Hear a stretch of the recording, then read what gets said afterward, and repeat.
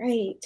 Hello and welcome to the Novel Creature Network. We are back with our first interview of the year featuring the amazing Tatiana Obey, who is the author of one of my new favorites that I'm always going to recommend, Sister Samurai. And thank you for being here. Thank you for being our featured book club feature. And I'm excited to have you on. So as everyone comes in, let me know what books are on your shelf. I've made up my mind this year that I cleared off my shelf, and I'm only adding books for that really speak to me, books I really love, books that I can reread, or just like my top tier, always recommended books. So I'm starting the year fresh with new books, new reads, and favorites. But yeah, thank you so much. But yeah, everybody, Novel Creatures, drop me, say hello, let us know what's on your shelf. And Tatiana, welcome. Oh, thank you. Thank you for being part of our show. Can you tell us a little bit about yourself and introduce those who may not know who you are? Tell us about your author journey. Sure. So, my name is Tatiana Obi. It's spelled Obey, but it is pronounced Obi.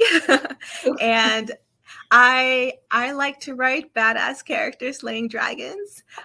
Usually very action focused, but also very character driven as well, with diverse heroes and heroines. And so my books, I have them here.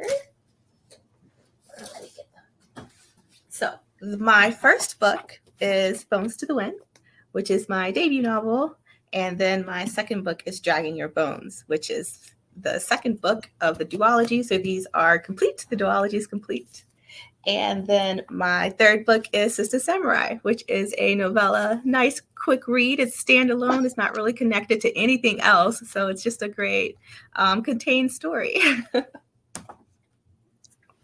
Yes, and that's definitely on your series. Your duology is definitely on my list. But oh my gosh, I can reread it.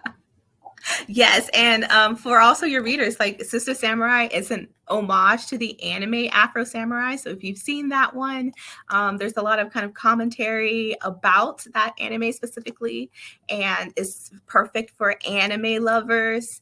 And it's just kind of just centers an opportunity to center Black women in just a fun action story. Yes, I love it. So welcome, Stephanie. Thank you for tuning in. So yes, so thank you again so much for being on here. And it's Obi, right? Yes. Obi, Tatiana Obi. Sorry for that. But guys, definitely tune in. And we have a very special thing for you. Should we do it now? You want to do it now, or we can wait? Let's wait and see if like more people. I don't know. Yeah. So guys, definitely tune in live. Stick around because we have something for you and you don't want to miss it. But let's get into it. So can you tell us about, first of all, what inspired you to like get into writing? Like what made you know that like Bones to the Wind was the book you wanted to start with? Mm-hmm. And talk about that journey for us. Sure. So I've always been a writer. I've been writing ever since I was very little. I was that weird little girl going through elementary school, like, here, read my books, vote out what comes next. Because my teachers were very sweet. I tend to finish all the assignments in class, so they just let me kind of do what I wanted after and write my books. And so they were very cute. So I've always been writing, and it wasn't until high school where I was like, okay, like I actually want to really publish a book and like get this out there. And the book that I wrote in high school is the foundation of the book that I debuted with. And but you know, things go from there, right? Like you want to be a writer, but at the same time, like society tells you like how impossible that is. I'm the oldest of like several siblings, and it's like, okay, well, I need to get a job. I need to be responsible. Like it's hard to make a living out of this. It's hard for like a marginalized author to make a living out of writing, and it's just like, okay, never really something that I was like, this could be a career. So for a long time, I kind of sidelined it as a hobby because, I'm always a writer. So it's gonna, like, I just write. So I'm like, okay, this is gonna be my hobby. I'm just gonna do this on the side.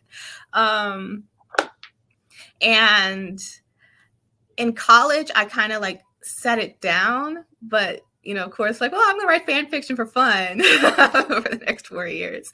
And then after that, I was like, okay, I'm gonna be serious. I'm gonna publish a novel. And that's where I really started kind of researching traditional publishing and seeing if that's the route that I wanted to take and the route that I wanted to go.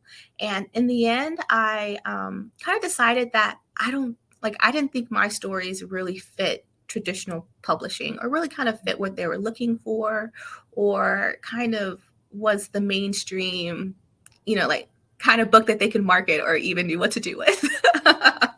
So it's like, okay, I really think indie publishing is the route for me.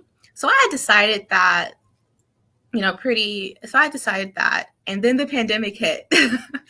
And before I was kind of taking my time on it, it's like, I guess I'll publish it when it's ready, kind of procrastinating on it a bit. But the pandemic came around and it was just one of those, like, man, it really hits you in the face. What if I die tomorrow and I've never have showed anyone my stories? I've never have shared them. So I'm like, okay, that's when I really buckled up and was like, I'm going to do this. I'm going to take this seriously. I'm going to save money. I'm going to start my own business. I'm going to take this seriously. And this is what I want to do because I want to make sure I get these stories out, before I can't anymore.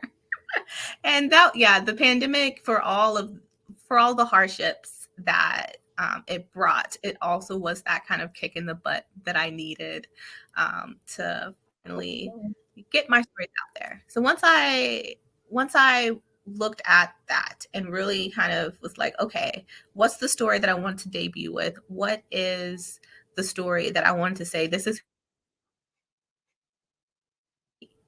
and I went back to those characters I wrote in high school, and I kind of had fallen out of love of the story because I think at that time I'd become a better writer. I had, I'd become a better writer than my high school self. I kind of have outgrown that, but the characters themselves had never really left me. Like this character Raja, she's been kind of haunting me for years. And I'm like, okay, I knew I needed to debut with her. I knew I needed to share her with people. And that's the primary reason why I debuted with that book specifically, because of that character. And sometimes writers know sometimes characters don't leave you alone. Oh my God, yes. Yeah, so that's how I started out, and now I'm here. And you hit so many important things that I think deserve to kind of be expanded upon. Like, number one, the value of art, particularly with writing. I think just now people are beginning to realize how important stories are, and how even though we still have a lot of backlash of hey, get a real job or whatever, but there, for a long time, that was a really big stigma. If you were going to school for English, it's like, what career are you going to have with that? You need to go, pick a more responsible major. But so for the creatives out there that are dealing with that are fighting against kind of that inner critique of, this isn't, devaluing your work and putting it off in order to get a real job, the work that you do, however you can do it. If you've got to, have another job and do this, it is daunting to be a self-published author, to be a professional author. But your work is valuable. So definitely, and I think it's funny because a lot of us, I think we got a wake-up call during the pandemic, because that happened for me too. It's like I've been wanting to write this book for forever.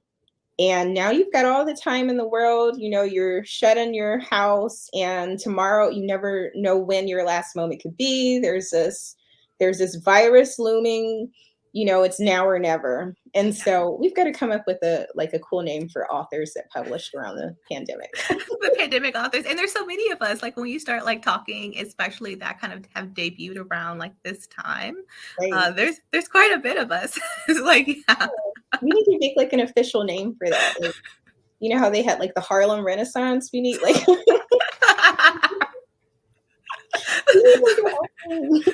The pandemic renaissance. Renaissance. Maybe like the millennial renaissance. I don't know. We can come up with something. Yeah, and also what's great about it is like that was a renaissance for not just books, but for a whole lot of art. You see a lot of people getting more into handmade crafts and like crochet and things like that, and cooking. And it was an interesting time.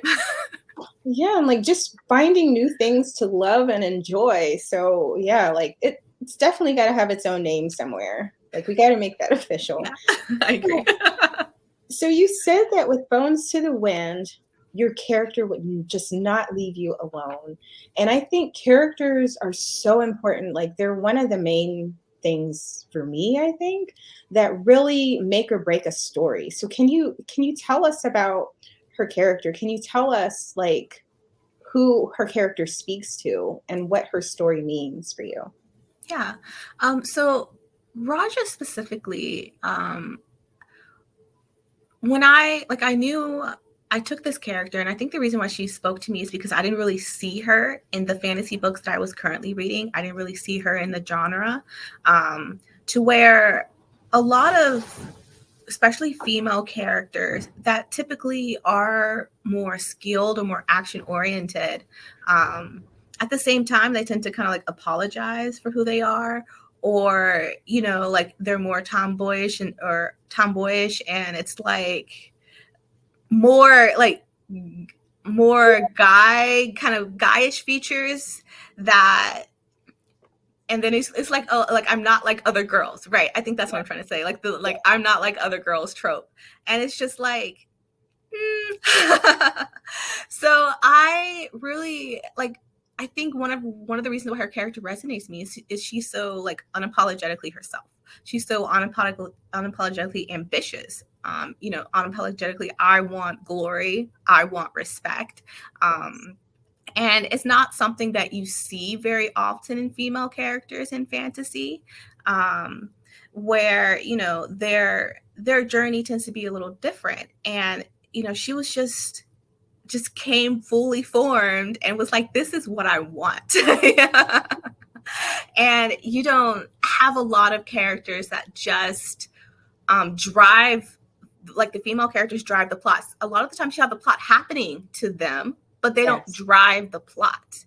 And I think like that's the difference between like a strong female character, whether she is more action oriented, whether she has skills, whether she has magic. I think to me, a strong female character is someone who drives the plot.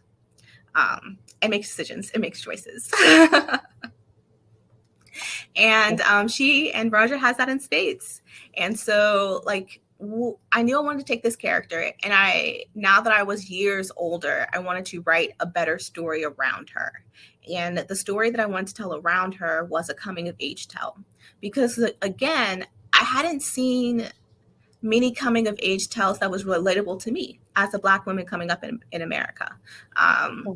I feel as if those plot lines and those kind of familiar plots that you see, for example, the hero's journey, sometimes doesn't apply to us. Like sometimes that's unrealistic and it's not relatable. And so I wanted to write a coming of age story that kind of reflected more of our experiences, people of color experiences in a fantasy setting.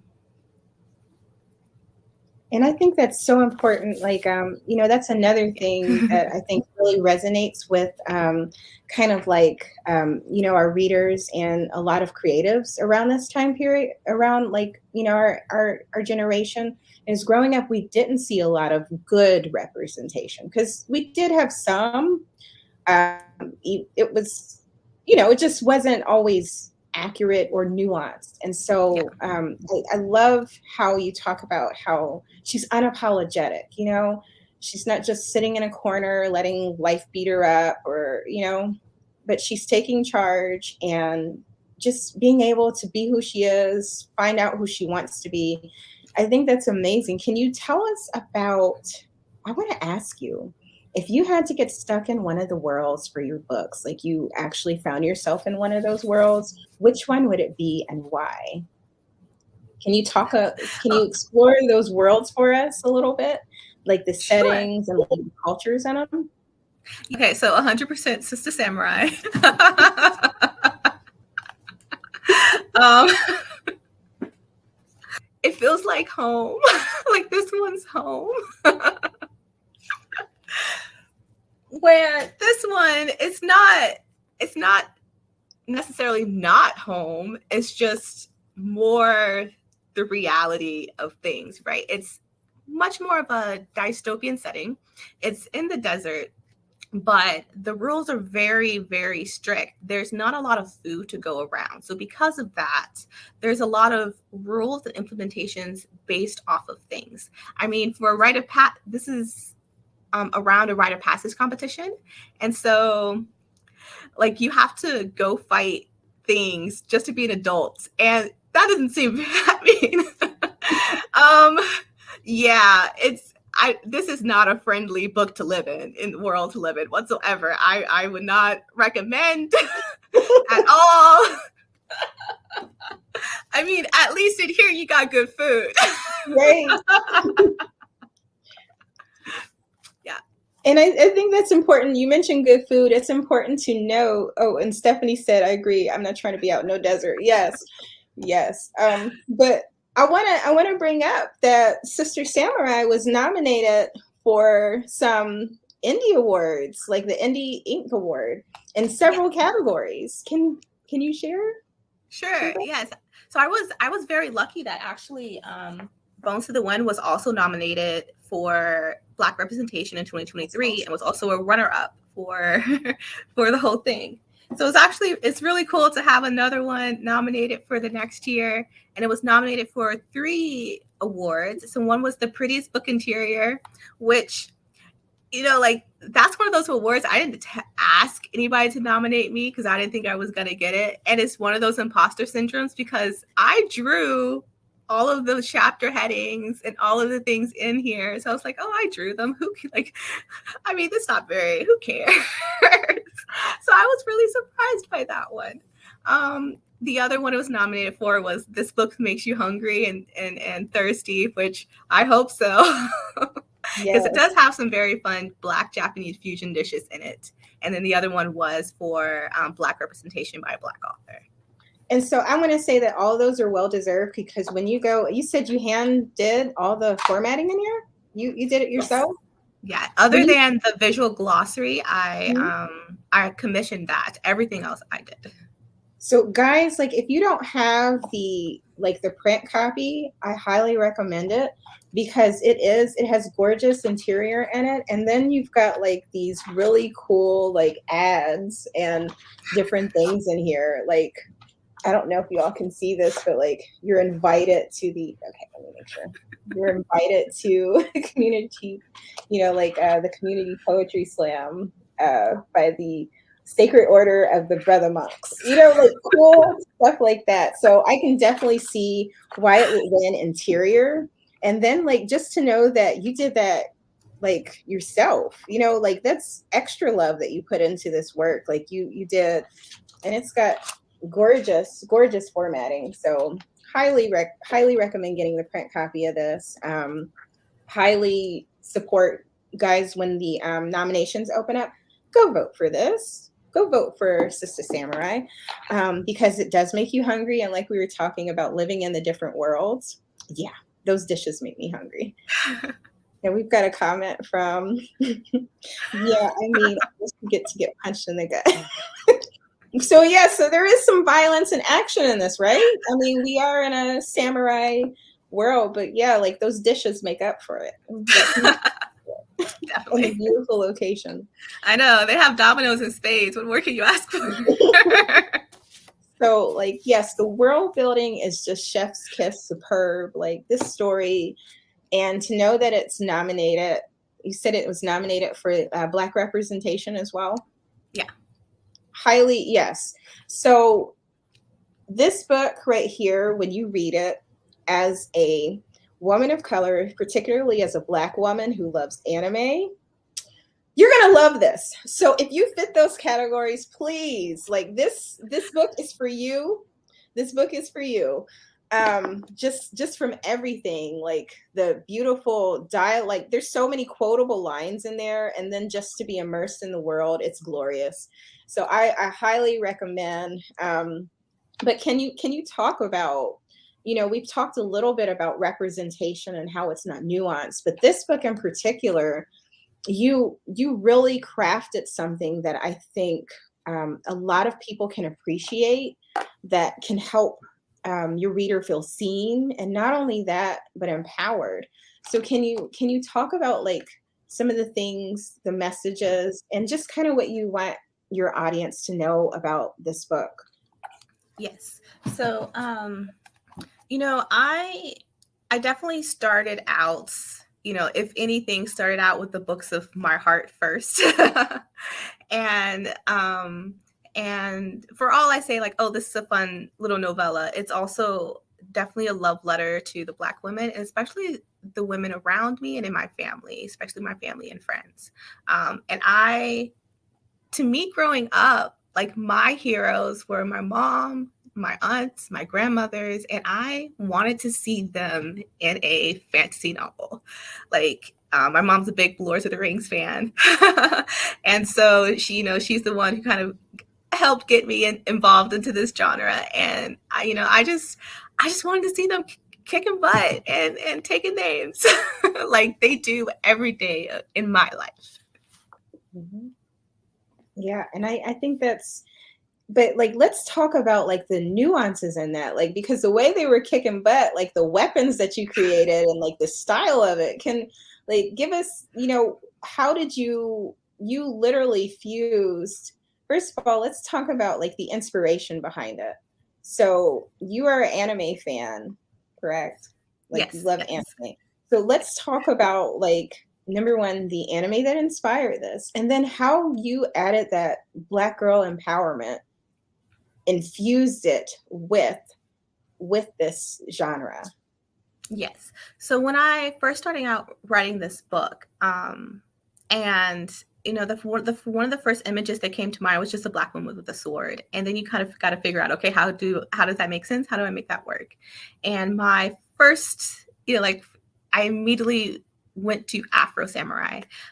It is, if you haven't seen it, it has a central main character that's a Black man, and he is out for revenge, and to get the number one headband.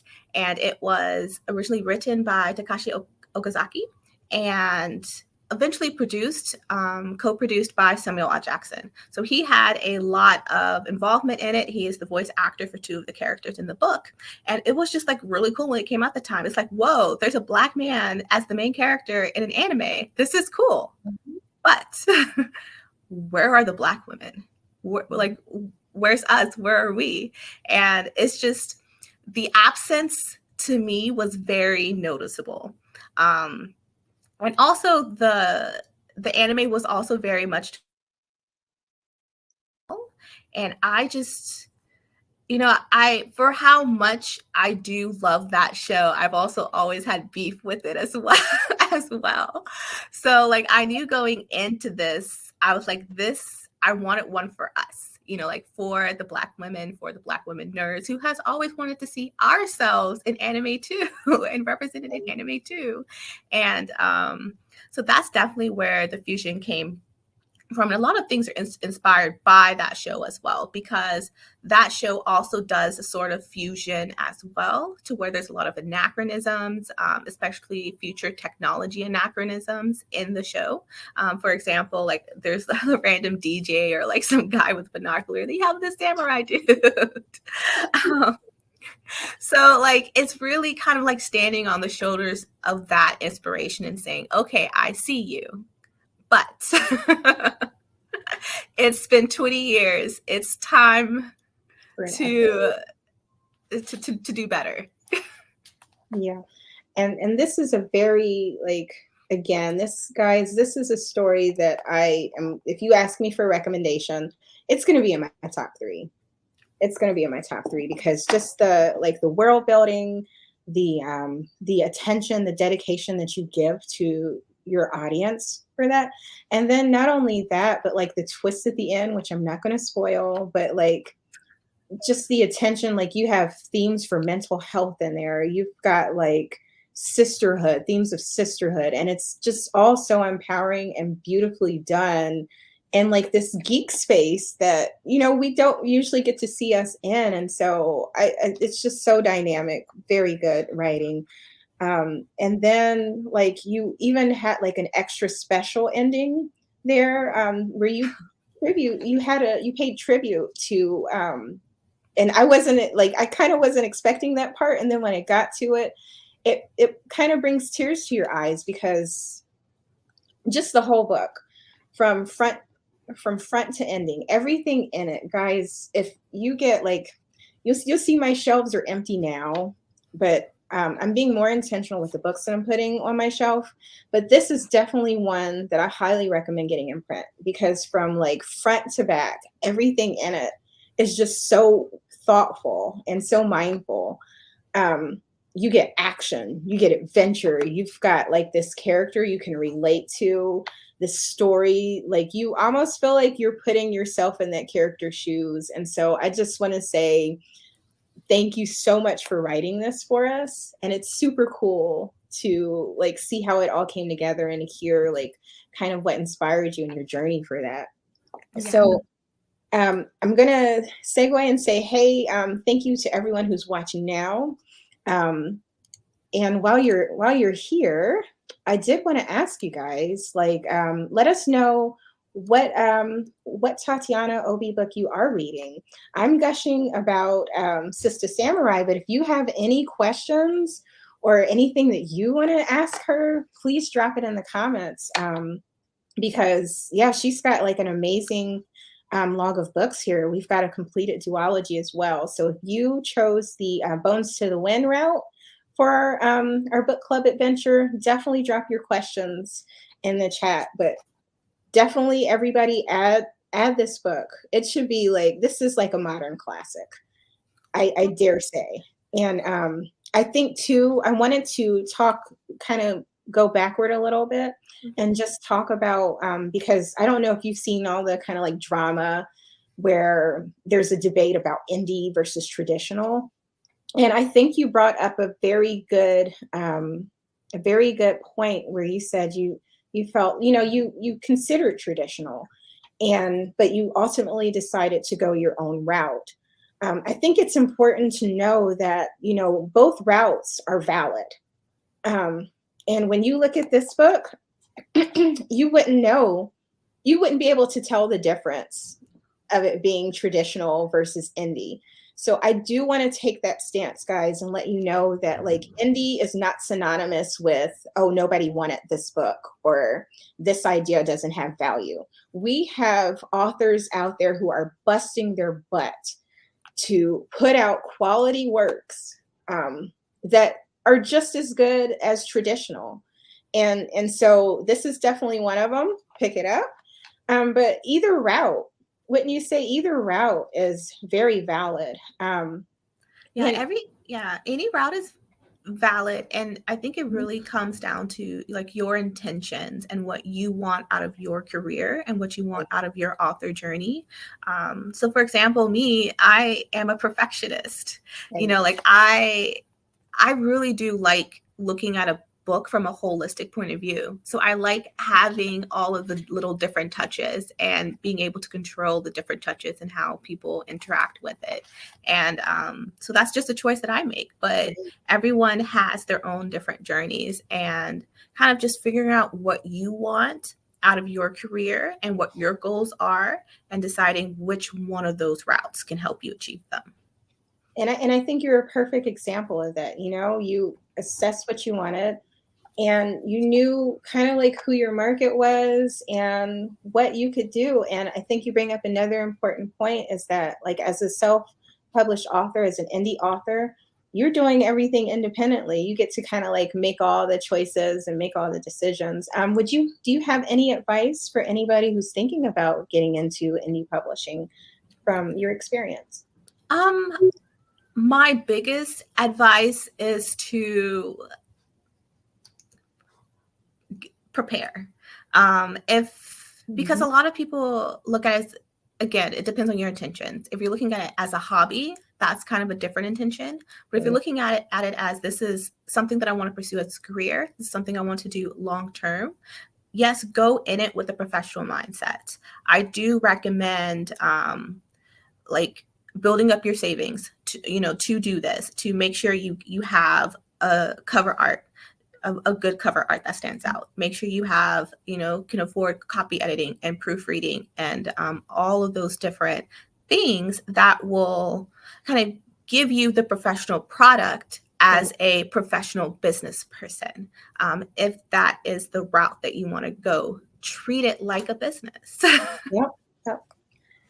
Amazing. Yes. But guys, like this book, the thought, the intention, the quality in it, just go ahead, buy all her stuff. Make sure to follow her on social media. Check out, subscribe to everything she has going on. And then when the Indie Ink nominations open up, please go vote. You will not be disappointed. And this book is well deserving of any of the awards that it'll get.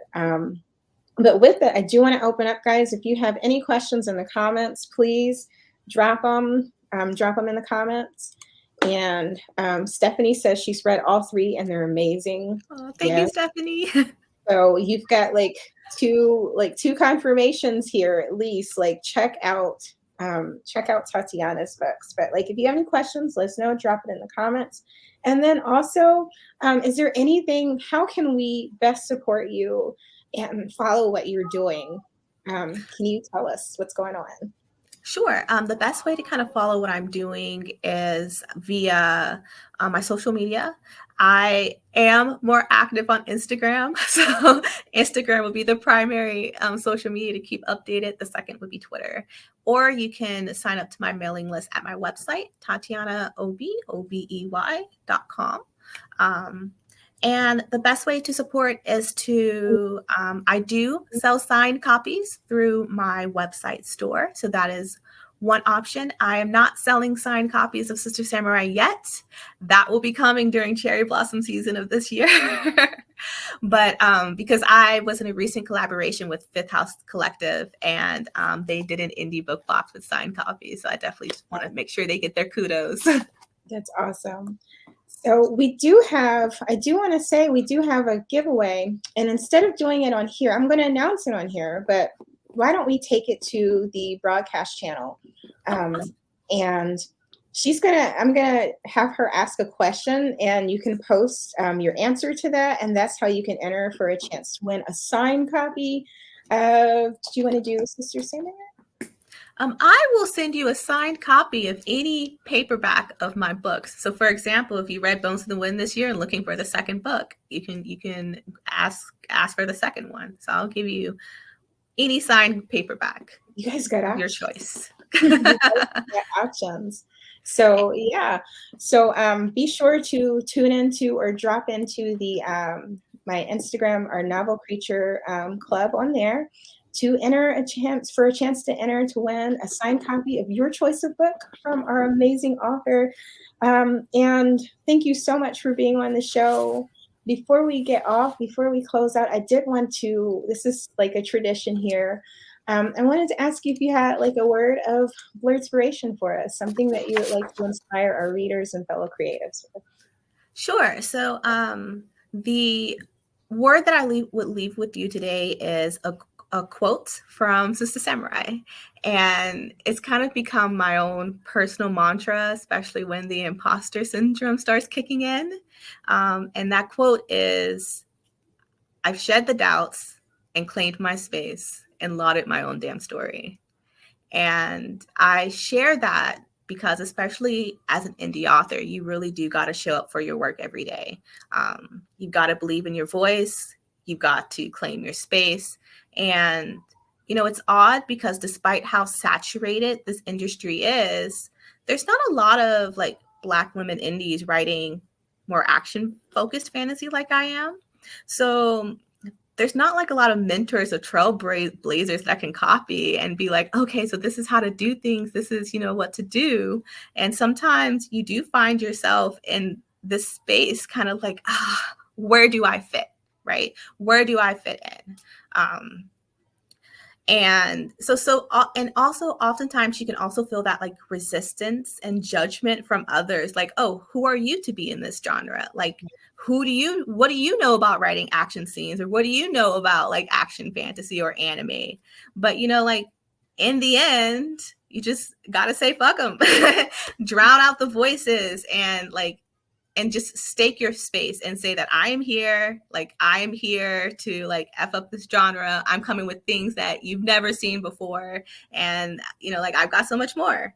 So this is me demanding of you right now to claim your space. That's awesome. And guys, you can do that in any space, whether you're a reader, you want to start a business, whatever the case may be. Those words apply to it all. That's awesome advice. Thank you so much for being part of the show. Thank you to everyone who is watching right now. And for those of you who are tuning in later, please spread the word. Pick up these books. Enter the giveaway. I'm going to be posting it after our interview, and I have all the details. But you can join, and we'll have an entry for you, a way that you can get a free signed copy of your book of choice from Tatiana, which is huge. I'm so excited. But thank you so much for tuning in. Thank you so much for writing these amazing books. The links to her website and everything she has going on are going to be in the comments, the show notes. So please definitely check that out. Share, support, spread the word, and tune in next month for another featured author. We're going to have Katrina and Lewis. So if you love fantasy romance, if you love romantasy, but you want some more Black girl magic in there, definitely tune in. But in the meantime, go ahead, get you a copy of Sister Samurai, Bones to the Wind. Tune into our broadcast channel on Instagram. And I'll see you next time. Thank you so much, everyone.